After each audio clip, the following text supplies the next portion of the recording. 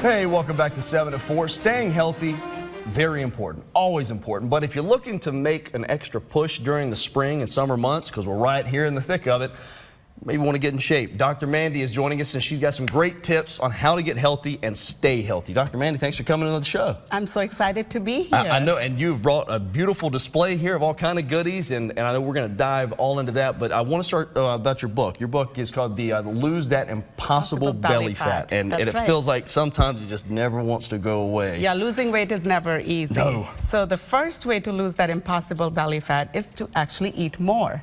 That's right. It's the quality of the food that matters, not the quantity. Yes. However, we are in this culture where we're always restricting one food item or the other in order to lose that weight. Yeah, it's like, oh, you can't have carbs, you can't have this, Fat can't or have protein, that. Yeah. So fill up your plates with healthy vegetables, cruciferous vegetables like broccoli, also avocados, healthy fats like nuts, coconut oil, any diversity of these vegetables, as well as sweet potatoes. Yeah, and it's funny too, because I just turned 30 last year, and how much my palate has changed. And like Brussels sprouts, I couldn't smell them a couple of years ago, and now I love them. And that's a great point you bring, Logan, because your palate does change. So as a child, what we didn't like, it's always a good idea to try it again and again, because at some point you're going to like it. And so you say fill up the plate with healthy food. And I mean, you know how we guys feel about avocados and guacamole and all that good stuff. It's so awesome. What's another tip? Second way to lose that impossible belly fat is actually free. And I love this method. It's intermittent fasting. It's simply a matter of restricting your eating window to 8 hours, 3 to 4 times a week. And sleeping counts at night, so the clock helps you regulate that hunger hormone. So your craving for sugar will decrease, as well as you'll have more sleep and more energy. Well, and how many hours would you say is that good window? Because I know it's tough for some folks to get the 8 to 9 hour kind of thing. So start with restricting your eating window to 8, and then work your way to 9 hours of eating. Actually 9 hours of fasting, and then 10 hours eventually. So start with 10 to 12 hour, whatever you can actually work out on daily basis is what it comes down to it. And you can drink water, you can still drink some coffee and some herbal teas. So I feel about the coffee. and water. We actually just finished up a challenge back in April.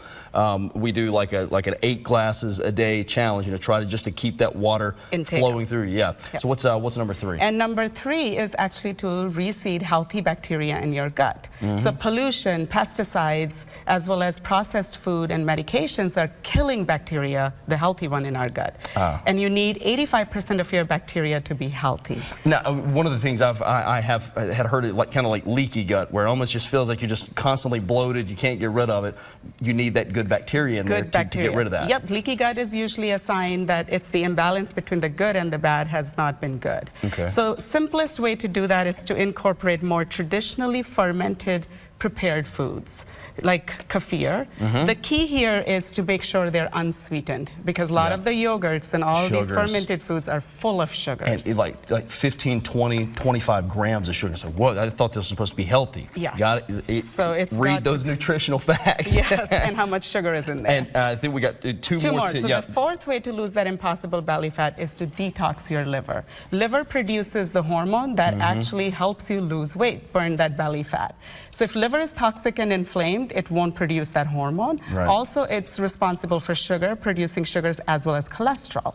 So simplest way is to switch to organic produce, switch to house cleaning supplies that are more natural, and switching to apple cider vinegar and using 1 tablespoon of this in a warm cup of water on an empty stomach in the morning. All right, we're running out of time. Number 5 real quick. Number 5 is to optimize your vitamin D levels. So one way is to get out in the sun more, but also get your levels checked. And if you're deficient, taking a good healthy vitamin D, 2,000 to 5,000 IUs per day. Vitamin D acts as a sensor in your body, so if it's low, it's actually going to signal your body to start storing fat, and we want quite the opposite. Yes, we do. We want to keep that thing burning off there. So there's the 5 tips right there on your screen. Dr. Mandy, thanks so much for coming in. And where can folks get your book? LoseThatImpossibleBellyFat.com. There you go. All right, we appreciate you coming on. Some great tips here. We'll have more information on our website, WDBJ7.com. Don't go anywhere. We got a whole lot more 7 at 4 coming up after this break.